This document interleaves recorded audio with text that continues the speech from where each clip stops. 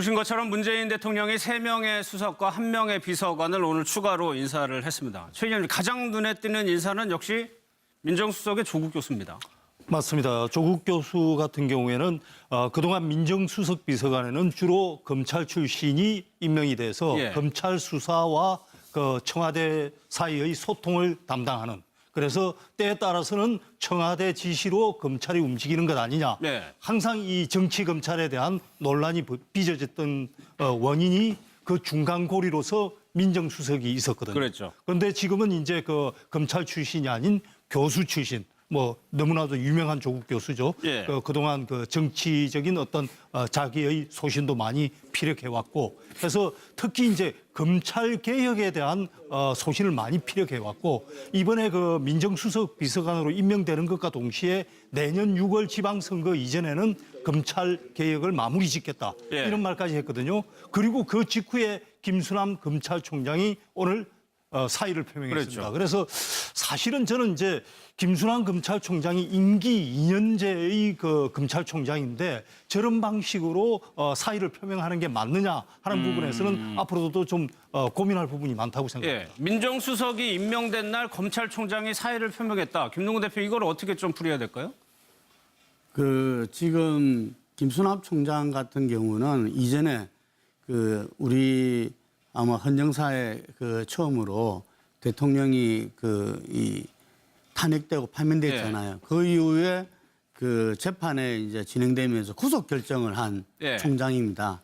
사실은 김수남 총장이 그때 이미 사의를 표명을 했었죠. 그러니까 이 박근혜 전 대통령에 의해서 임명을 받은 사람이잖아요. 자기 임명권자를 구속시켰기 때문에 그 사의 표명한 것은 뭐 저는 자연스러웠다. 하지만 우리 대선이 앞두고 있기 때문에 대선에서 검찰이 또 역할도 막중하기 때문에 자기가 그만둘 수 없었다. 그러면서 어쨌든 세술은 세부대 원칙에서 임기는 지금 이제 연말까지 남아 있지만 지금 시점에서 이 사의를 표명한 것은 아주 적절하다, 이렇게 봅니다. 근데 제가 조금, 소국장님, 어제 청와대 수석들 다 사표 냈고요. 국무위원들 사의 냈는데 하루가 지났단 말이에요. 그게 오늘 민정수석이 조국 교수로 내정이 공식 발표된 이후에 사표를 제출해서 혹시 거기에 대해서 조금 불만의 표현 이런 거는 없을까요? 뭐 그런 부분도 전혀 없다고는 할 수 없겠죠. 내부적으로 그런 부분도 조금은 있었을 걸로 보이고요. 또 어쨌든 민정수석이 이제 조국 교수가 임명됨으로써 이 임명권자인 대통령의 의중이 분명하게 드러났지 않습니까? 그러니까 검찰에 대해서 그동안에 조국 교수가 해왔던 얘기 같은 것들을 보면, 예를 들어 검찰은 하이에나 검찰이다. 하이에나적인 속성이 있다. 이런 식으로 이제 권력이 약한 때는 뭐 사정없이 물어뜯고 권력이 강한 쪽에는 또 충성을 다하는, 이런 것이 지금까지 본 검찰의 모습이다.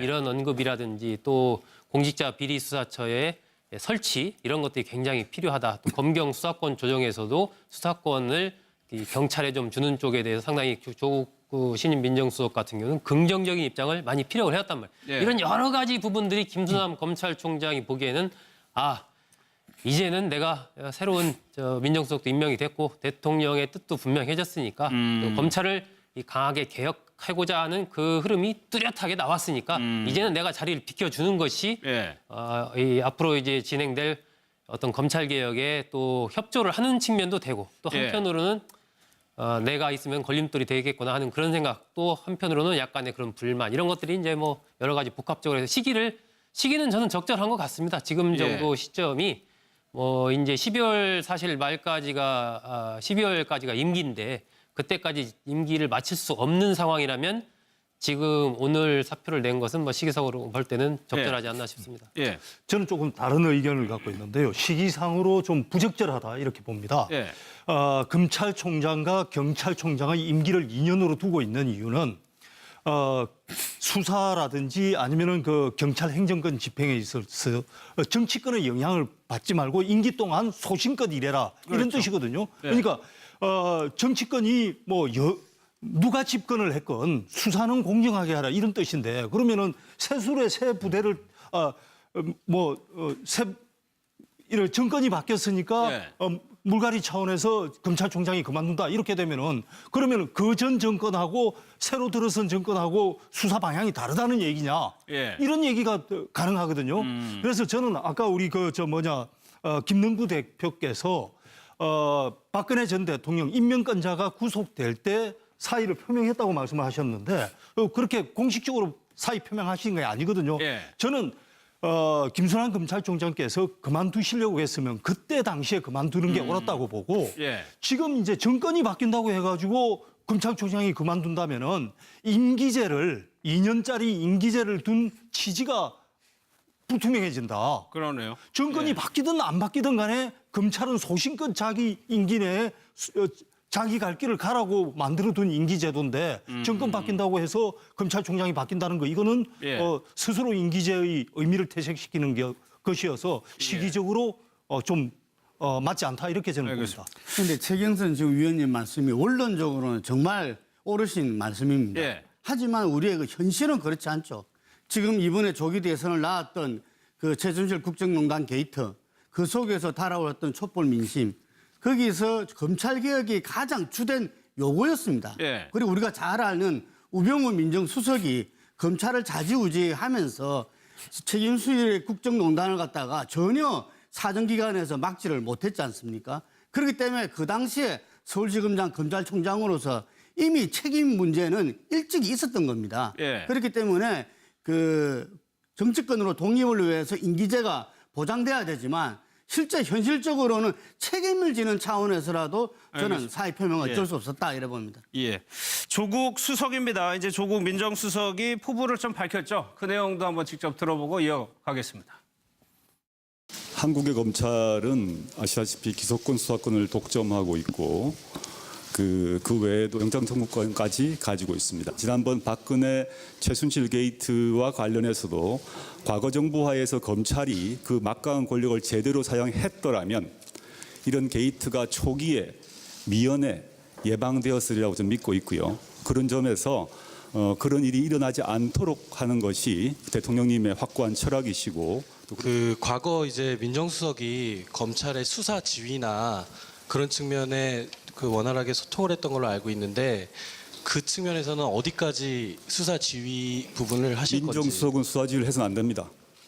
고비처를 만드는 것이 검찰을 죽이는 것이 아니라 진정으로 검찰을 살리는 것이라고 저는 믿고 있고요. 과거 노무현 정부 때와 같이 청와대와 검찰이 충돌하는 그런 방식이 아니라 검찰도 살고 고위공직자의 부패를 방지하는 고비처를 만드는 데 있어서 청와대와 검찰 그리고 국회가 모두 서로 합의하고 협력하기를 희망하고 있습니다.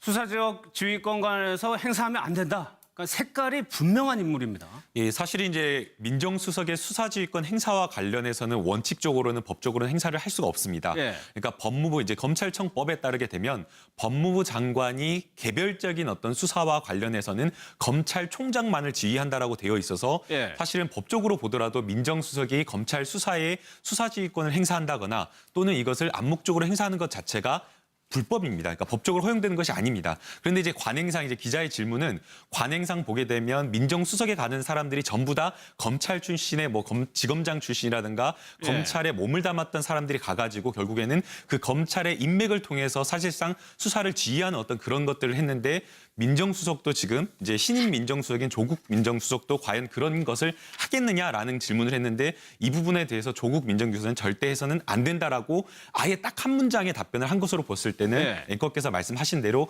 검찰 개혁에 대한 분명한 의지를 좀 가지고 있는 것으로 보입니다. 예. 과거 이제 노무현 정부 때를 보게 되면 노무현 정부도 역시 마찬가지로 검찰 개혁을 하겠다라는 것을 국정과제 1순위로 올려놓고는 있었습니다. 그랬죠. 근데 이제 당시 여건과 관련 그 상황적인 어떤 여건을 보게 되면 뭐 대선 비자금 수사가 있었고 또 뭐 대북 특검과 대북 송금과 관련된 어떤 수사가 있기 때문에 사실상 조금 뭐 검찰 개혁을 하기에 조금 어려운 여건이 있었고요.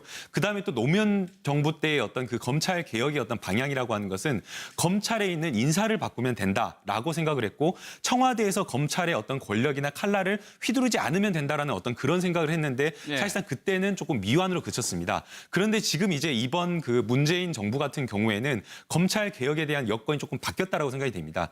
사실상 지금 이제 국민들이 요구하는 것 자체가 검찰 개혁을 1순위로 지금 꼽는 상황이고 그다음에 더불어서 이제 사실은 이제 뭐 단순하게 이제 검찰의 권력을 휘두르지 않겠다. 그리고 검찰의 어떤 상부에 있는 어떤 인사, 어떤 정치적인 인사들을 물갈이하겠다는 것에 그치는 것이 아니라 예. 시스템적으로 검찰이 가지고 있는 권력 자체를 분산하고 그다음에 고위공직자 비리수사처를 신설해가지고 검찰의 어떤 비대화된 어떤 권력을 견제할 수 있는 시스템을 만들겠다라는 이런 어떤 접근 방향을 가지고 있기 때문에 사실상 어떤 여건이라든가 아니면 문재인 정부가 그리고 있는 어떤 검찰의 어떤 개혁상 자체가 예. 인재들을 어떤 정리하는 그런 것이 아니라 시스템을 접근하는 어떤 그런 부분으로 하고 있기 때문에 예. 검찰 개혁이 어느 정도 이루어질 것으로 좀 생각합니다. 예, 그거를 조국 수석은 1년 내에 하겠다는 건데 조국 교수가 얘기한 것처럼 노무현 전 대통령도 시도를 했다가 충돌만 빚고 끝났었죠. 그때 영상을 좀 한번 보겠습니다. 검찰 조직에 대해서 원한을 가진 사람은 아닙니다. 원한을 가진 사람은 아닌데 뭔가 달라져야 됩니다. 여기도 지금 여러분들 이 용어 써놓은 거 보면 여러 가지 있습니다. 밀실에서 외부 인사가 포함된 외부 인사 한번 일어서 보세요. 문재인 민정수석 일어서 보세요. 저 박범계 비서관 한번 서 보세요. 외부 인사라고 한다면 저 사람들이 외부 인사입니다. 저 사람들이 정치한 사람입니까? 그 이외에 민주당으로부터 검찰 인사에 관해서 내가 단 한 번의 전화를 받은 일이 있으면 사람이 아닙니다. 그건 없습니다. 이 사람들 여러분 의심합니까? 문재인 씨는 제가 신뢰하고 부산의 많은 시민들이 신뢰하는 사람이라서 내가 민정수석으로 했습니다. 이 사람들은 검찰 인사위원 앞으로 임명하면 되지 않겠습니까? 저 그렇게 해서 하겠습니다. 인사위원 오늘 밤에라도 대통령이 검찰 인사위원 몇 사람 임명해서 공개하고 공개 토론시킬 수 있습니다. 그러나 또한 그렇게 하지 못할 여러 가지 사정들이 있습니다. 대통령께서는 대통령에 취임하시기 전에 부산 동부지청장에게 청탁 전화를 하신 적이 있습니다. 그것은 뇌물 사건 관련해서 잘 좀 처리해달라는 것이었는데요. 신문 보도에 의하면은 그때는 왜 검찰에 전화를 하셨습니까? 그것이 바로 검찰의 그 정치적 중립성을 훼손하는 발언이었다고 생각하지 않으십니까? 이쯤 가면 막 하자는 거죠. 우선 일이 되면 양보 없는 토론을 할 수밖에 없습니다. 청탁. 저 영상이 이제 14년 전의 영상인데 최의원 저 때는 대통령 본인이 직접적으로 의지를 강하게 드러냈음에도 불구하고 성공하지 못했단 말이에요. 이번에는 성공할 거라고 보세요? 일단은 저는 기본적으로 검찰 내에 있는 그 조직 문화가 예. 가장 큰 문제라고 봅니다. 기수 중심으로 그렇죠. 어떤 그 동일체원, 검사 동일체 원칙 해가지고 기수 중심으로 움직이면서 똘똘 뭉쳐가지고 퇴직한 검사나 판사들도 전부 다 정관예우로 또 떠받치는 예. 그런 문화를 가지고 있지 않습니까? 이 기수 문화로 똘똘 뭉친 이 문화가 없어지지 않으면 사실은 지금 고위공직자 비리수사처 공수처도 말을 하긴 하는데 효과는 제한적이라고 봅니다. 물론 네. 그렇다 하더라도 지금 이대로의 검찰이 너무나 국민의 불신을 받고 있으니까 그나마라도 시도를 해보자. 예. 이런 주장은 할 수 있는데 박근혜 정부 때 그 이석수 특별감찰관 제도 처음으로 도입했지 않습니까? 그런데 운영을 제대로 못하니까 특별감찰관 제도 도입을 했지만 아무 효과가 없었잖아요. 마찬가지로 고위공직자 비리수사처도 예. 운영을 어떻게 하느냐가 중요하지 제도 자체를 도입했다고 해서 뭐 한순간에 검찰 조직이 달라진다거나 예. 그렇게까지는 생각을 안 하고 있습니다. 예. 이제 과거의 정부를 보게 되면 검찰 개혁이 좀 어려웠던 것이 이 검찰이 가진 어떤 기소권이라든가 검찰 권력 자체를 국정 운영의 힘으로 좀 사용하려고 하는 측면이 있었습니다. 그러니까 이제 그 청와대라든가 그 정부에서 사실상 이 검찰 권력을 이용해서 국정의 어떤 어젠다라든가 이런 것들을 이끌어가려는 어떤 힘으로 사용하려다 보니까 사실상 민정수석을 통해서 검찰을 장악하고자 하는 어떤 그런 시도 자체를 할 수밖에 없었던 것이죠. 그러다 보니까 이 검찰 권력을 이용하는데 또 한편으로는 검찰을 개혁의 대상으로 올려서 개혁한다라는 것이 충돌하기 때문에 사실상 검찰 개혁 자체가 미완으로 끝났던 겁니다. 그런데 지금 이번에 그 문재인 대통령 같은 경우에는 어떤 적폐청산이나 이런 것들을 하겠다라고 이야기를 했지만 그 적폐청산 내용 자체가 사람이 아니다. 그러니까 뭐 검찰 권력을 이용할 필요도 없고 검찰 권력을 사용할 필요도 없는 겁니다. 그렇기 때문에 민정수석 자체도 검찰과는 완전히 상관없는 사람을 임명을 한 것이고 또 더불어서 민정수석실에서도 근무할 사람들과 관련해서도 과거에 보게 되면 박근혜 정부를 보게 되면 검찰에서 근무했던 검사들이 6명 정도가 일을 하다가 한 2년 정도 일을 하다가 또 청와대 끝나고 나서 다시 검찰로 돌아가는 어떤 그런 상황이 있었는데 이것도 받지 않겠다라고 이야기를 하는 겁니다. 그렇기 때문에 지금 이번 정부는 완전하게 확연하게 다른 검찰을 개혁하겠다라고 하는 의지를 좀 드러내고 있다라고 생각이 되고요. 그리고 이제 앞서 제가 설명을 드린 대로 검찰의 어떤 권력을 개혁한다라는 것 자체는 결국에는 검찰이 가진 어떤 뭐 내부적인 어떤 문화도 문제가 있지만 그것보다 더 중요한 것은 결국에는 검찰이 가지고 있는 기소독점권 이것을 나눠가지고 경찰에게 분산시키고 또 고위공직자 비리수사처에 나눠져 가지고 비대해진 어떤 검찰 권력을 균형 있게 나눌 수 있는 그런 어떤 시스템을 만드는 게 저는 핵심이 아닌가 생각이 듭니다. 근데 이 부분에서 중요한 게 이 지금 첫 단추잖아요. 문재인 정부가 들어서고 나서. 그런데 이 부분이 잘못 풀리면은 앞으로 지금 모든 그 개혁과 통합 과정이 엉망이 될 수가 있습니다. 이게 지금 홍준표 자유한국당 후보 시절에 검찰 출신임에도 불구하고 검찰이 권력이 분산돼야 된다. 그래서 수사는 어떤 경찰청에서 담당할 수 있도록 하겠다. 이런 이야기를 하고 그랬어요. 그 말은 뭐냐면은 제가 볼 때는 국민 여론이 국민의 전체 민심이 검찰 개혁을 원하고 있습니다. 그래서 지금 그 조국 이 수석이나 문재인 대통령 같은 경우도 이 조국 수석도 이야기했잖아요. 자기들 뜻은 똑같다. 이 고위공직자 비리수사처 만드는 것이 뜻이다. 대통령도 나도. 하지만 이 처리는 국회에서 할 일이다. 그렇죠. 국회에서 처리한 문제죠. 이 부분이 중요한 거죠. 만약에 국회에서 처음부터 예를 들면 협치와 연정을 한다고 하면서 이 문제부터 부딪히게 되면은 어떤 것도 풀리기 어렵습니다. 그래서 저는 이러한 검찰 개혁도 바로 국민의 어떤 민심과 함께 가면서 여야와 함께 잘 협의하면서 이게 풀어나가야 된다고 봅니다. 알겠습니다. 오늘 뭐 인선 발표들을 국민들이 직접 보셨는데 그 방식이 박근혜 정부하고는 거의 180도 달랐습니다. 뭐 이번에 이제 문재인 대통령이 한 방식, 그 지난번에 이명박 대통령 같은 경우 처음에 할 때는 이 청와대 참모들 소개할 때 직접 이명박 대통령이 소개도 하고 그랬었죠.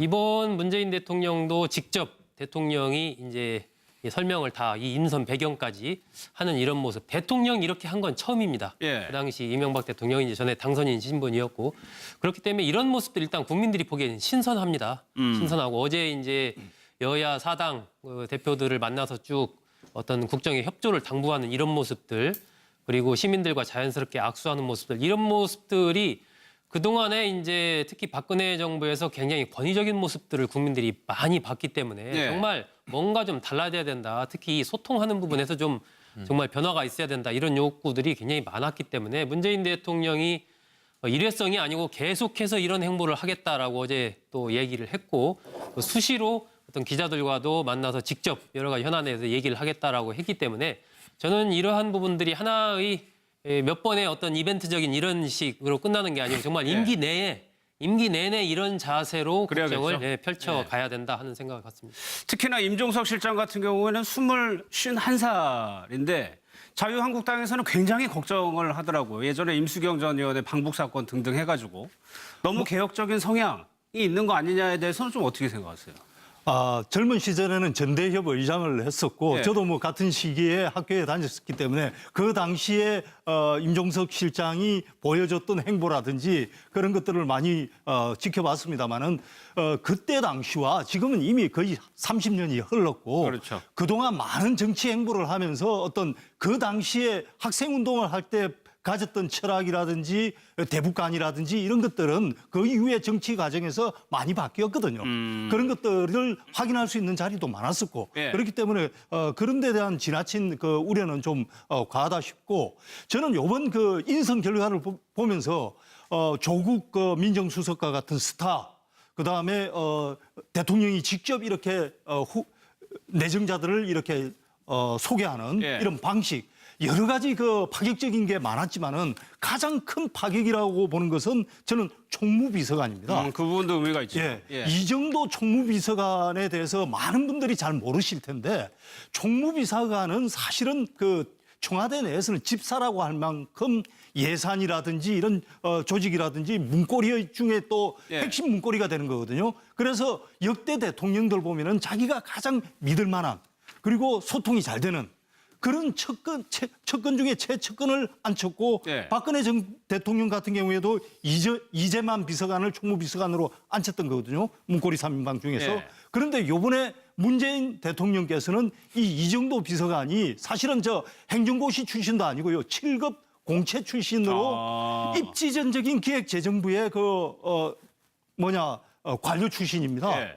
그러니까 7급 공채로 들어왔지만은 정말 그 업무를 잘하면서 국장으로 승진도 하고 해서 업무를 인정받았는데 더 놀라운 것은 이정도 비서관 같은 경우에는 문재인 대통령과 일면식도 없다는 겁니다. 아, 그렇습니까? 한 번도 뵌 적이 없는데 이렇게 집사라고 할 만한 중차대한 자리에 맡겨줬다. 예. 그것은 사람과 사람이 알고 인사를 하겠다는 것이 아니라 시스템에 의해서 그러네요. 굴러가게 하겠다 예. 하는 의지가 드러났다는 측면에서 저는 오늘 이정도 비서관이 눈에 굉장히 예. 띄었습니다. 총무비서관은 노무현 전 대통령도 고향 친구 정상문 씨를 인용할 정도로 근데 문재인 대통령은 총무비서관도 그냥 공무원 뽑았습니다. 김남국 변호사님. 네. 임종석 실장도 과거에 외모로 굉장히 유명했었고 조국 수석도 뭐 외모면으로서는 어디 가도 빠지지 않는 분이거든요. 뭐 젊은 시절에는 엄청났다라고 하는데 그 젊은 시절에 본인이 이제 그 너무나 이제 외모가 뛰어났기 때문에 뭐 도서관에서 공부를 하면 여학생들이 뭐 빵이라든가 우유라든가 이런 것들을 놓고 다녀가지고 본인이 행동하는데 매우 불편했다라고 하면서 예. 망언을 여기서 한번 했죠. 그래서 이게 외모 컴플렉스가 되었다라고 해서 한번 화제가 됐었는데요. 너무 잘생겨서? 너무 잘생겨서 지금도 역시 마찬가지로 서울대 지금 이제 제가 서울대학교 박사과정에 재학 중이어서 예. 그 이제 수업도 로스쿨 수업도 듣고 그랬는데요. 재학생들에도 여전히 지금도 인기가 많으셔가지고 학생들에게 많은 이제 인기를 지금 받고 있는 상황이고요. 예. 그렇기 때문에 아마도 이제 얼굴 외모나 이런 것에 의해서 조금 많이 호감을 지금 받고 있는 것이 아닌가 좀 생각이 아니 듭니다. 조국 교수 정치 안 한다고 그랬었잖아요.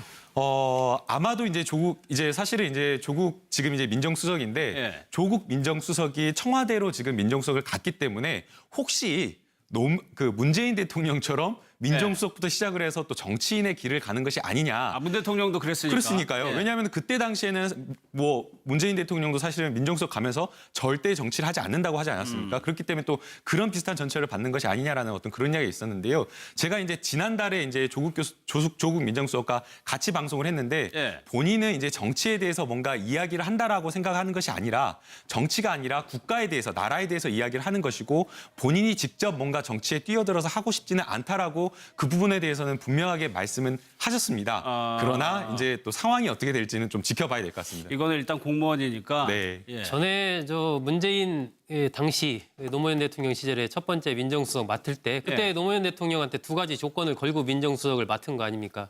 첫 번째는 민정수석에 그칩니다. 두 번째 정치하라고 하지 마십시오. 이 두 가지 조건을 걸고 민정수석을 맡았거든요. 예. 그런데 이제 본인 그 책의 표현대로 운명이라는 그것 때문에 그 뒤에 뭐 시민사회 수석도 맡게 되고 비서실장도 맡게 되고 등등등등 해서 이제 오늘날까지 흘러온 건데 조국 교수도 뭐 지금 상황에서는 이 정치할 생각이 없다라고 얘기를 할지 모르지만 일단 민정수석을 맡았다는 것은 예. 과거 어쨌든 학계에 있을 때보다는 조금 더 한 발짝 이제 가까이 왔다라고 볼 수 있지 않나 싶습니다. 예. 한 발은 걸친 것 같습니다. 가가지고 결국에는 그 검찰의 인맥을 통해서 사실상 수사를 지휘하는 어떤 그런 것들을 했는데 민정수석도 지금 이제 신임 민정수석인 조국 민정수석도 과연 그런 것을 하겠느냐라는 질문을 했는데 이 부분에 대해서 조국 민정수석은 절대 해서는 안 된다라고 아예 딱 한 문장의 답변을 한 것으로 봤을 때는 예. 앵커께서 말씀하신 대로 검찰 개혁에 대한 분명한 의지를 좀 가지고 있는 것으로 보입니다. 예. 과거 이제 노무현 정부 때를 보게 되면 노무현 정부도 역시 마찬가지로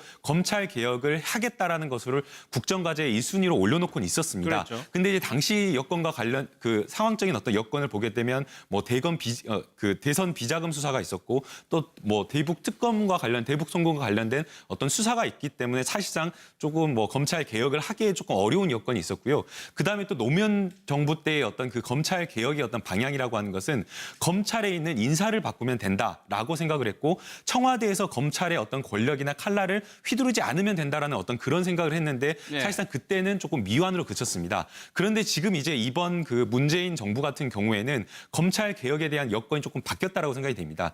사실상 지금 이제 국민들이 요구하는 것 자체가 검찰 개혁을 1순위로 지금 꼽는 상황이고 그다음에 더불어서 이제 사실은 이제 뭐 단순하게 이제 검찰의 권력을 휘두르지 않겠다. 그리고 검찰의 어떤 상부에 있는 어떤 인사, 어떤 정치적인 인사들을 물갈이하겠다는 것에 그치는 것이 아니라 예. 시스템적으로 검찰이 가지고 있는 권력 자체를 분산하고 그다음에 고위공직자 비리수사처를 신설해가지고 검찰의 어떤 비대화된 어떤 권력을 견제할 수 있는 시스템을 만들겠다라는 이런 어떤 접근 방향을 가지고 있기 때문에 사실상 어떤 여건이라든가 아니면 문재인 정부가 그리고 있는 어떤 검찰의 어떤 개혁상 자체가 예. 인재들을 어떤 정리하는 그런 것이 아니라 시스템을 접근하는 어떤 그런 부분으로 하고 있기 때문에 예. 검찰 개혁이 어느 정도 이루어질 것으로 좀 생각합니다. 예, 그거를 조국 수석은 1년 내에 하겠다는 건데 조국 교수가 얘기한 것처럼 노무현 전 대통령도 시도를 했다가 충돌만 빚고 끝났었죠. 그때 영상을 좀 한번 보겠습니다. 검찰 조직에 대해서 원한을 가진 사람은 아닙니다. 원한을 가진 그러면서 어쨌든 새스러운 세부대 원칙에서 예. 임기는 지금 이제 연말까지 남아 있지만 지금 시점에서 이 사회를 표명한 것은 아주 적절하다 이렇게 봅니다. 근데 제가 조금 소국장님 어제 청와대 수석들 다 사표냈고요. 국무위원들 사인했는데 하루가 지났단 말이에요. 그게 오늘 민정수석이 조국 교수로 내정이 공식 발표된 이후에 사표를 제출해서 혹시 거기에 대해서 조금 불만의 표현 이런 거는 없을까요? 뭐 그런 부분도 전혀 없다고는 할 수 없겠죠. 예. 내부적으로 그런 부분도 조금은 있었을 걸로 보이고요. 또 어쨌든 민정수석이 이제 조국 교수가 임명됨으로써 이 임명권자인 대통령의 의중이 분명하게 드러났지 않습니까? 그러니까 네. 검찰에 대해서 그동안에 조국 교수가 해왔던 얘기 같은 것들을 보면 예를 들어 검찰은 하이에나 검찰이다. 그렇죠. 하이에나적인 속성이 있다. 이런 식으로 이제 권력이 약한 때는 뭐 사정없이 물어뜯고 권력이 강한 쪽에는 또 충성을 다하는 이런 것이 지금까지 본 검찰의 모습이다. 네. 이런 언급이라든지 또 공직자 비리 수사처의 설치 이런 것들이 굉장히 필요하다. 또 검경 수사권 조정에서도 수사권을 이 경찰에 좀 주는 쪽에 대해서 상당히 조국 신임 민정수석 같은 경우는 긍정적인 입장을 많이 피력을 해왔단 말이에요. 예. 이런 여러 가지 부분들이 김수남 검찰총장이 보기에는 이제는 내가 새로운 민정수석도 임명이 됐고 대통령의 뜻도 분명해졌으니까 또 검찰을 강하게 개혁하고자 하는 그 흐름이 뚜렷하게 나왔으니까 이제는 내가 자리를 비켜주는 것이 예.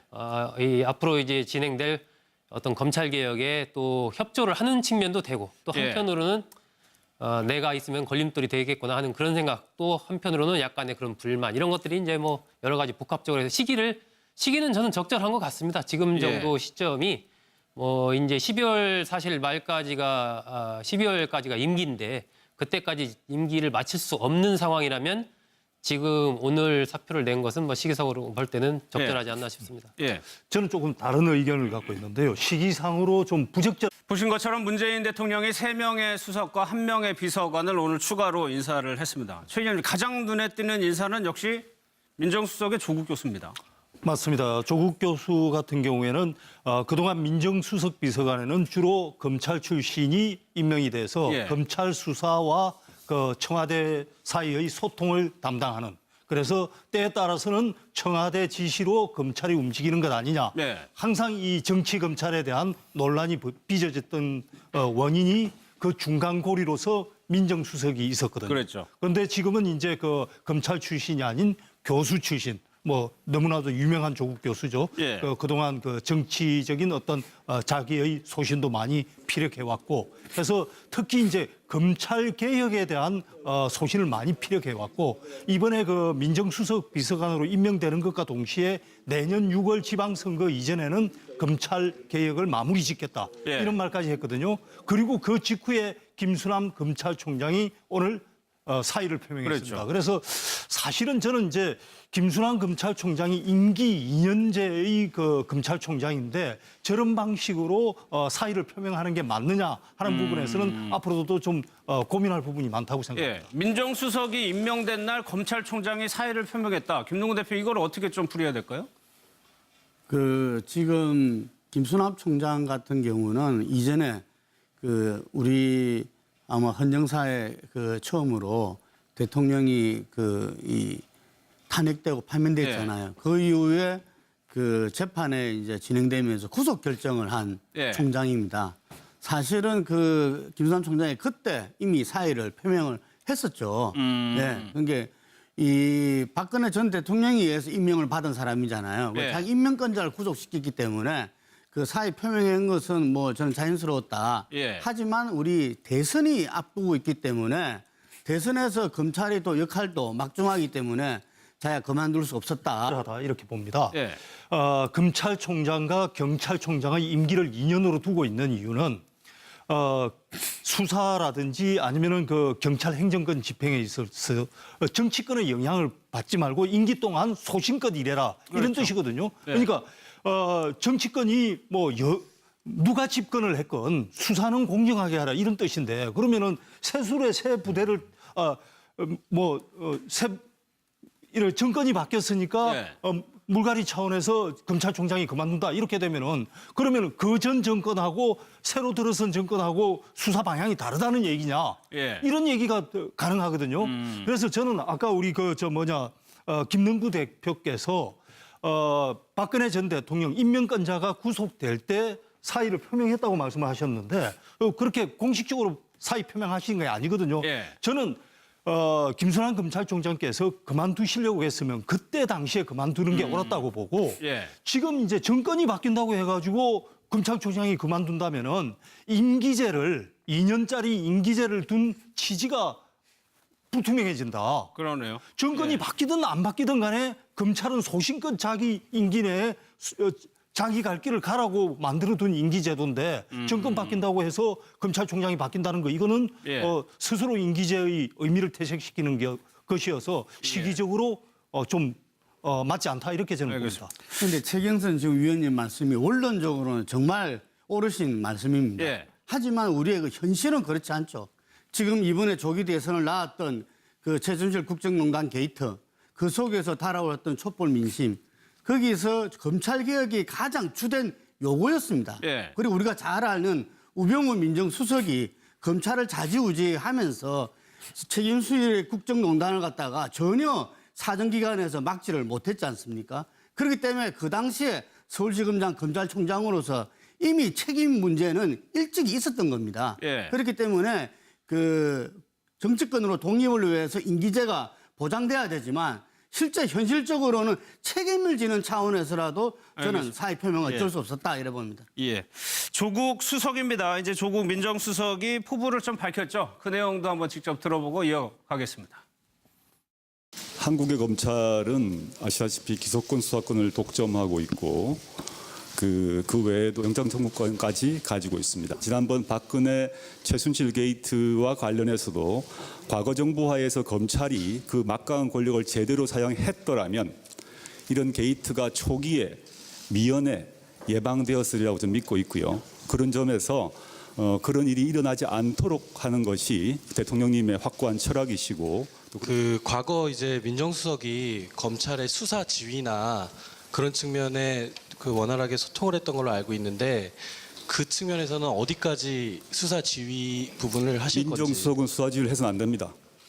고비처를 만드는 것이 검찰을 죽이는 것이 아니라 진정으로 검찰을 살리는 것이라고 저는 믿고 있고요.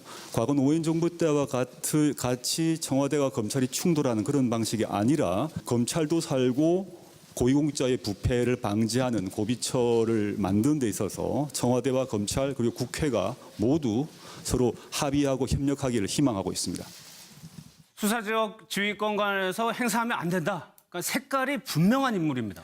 예, 사실 이제 민정수석의 수사지휘권 행사와 관련해서는 원칙적으로는 법적으로는 행사를 할 수가 없습니다. 예. 그러니까 법무부 이제 검찰청법에 따르게 되면 법무부 장관이 개별적인 어떤 수사와 관련해서는 검찰총장만을 지휘한다라고 되어 있어서 예. 사실은 법적으로 보더라도 민정수석이 검찰 수사에 수사지휘권을 행사한다거나 또는 이것을 암묵적으로 행사하는 것 자체가 불법입니다. 그러니까 법적으로 허용되는 것이 아닙니다. 그런데 이제 관행상 이제 기자의 질문은 관행상 보게 되면 민정수석에 가는 사람들이 전부 다 검찰 출신의 뭐 지검장 출신이라든가 예. 검찰에 몸을 담았던 사람들이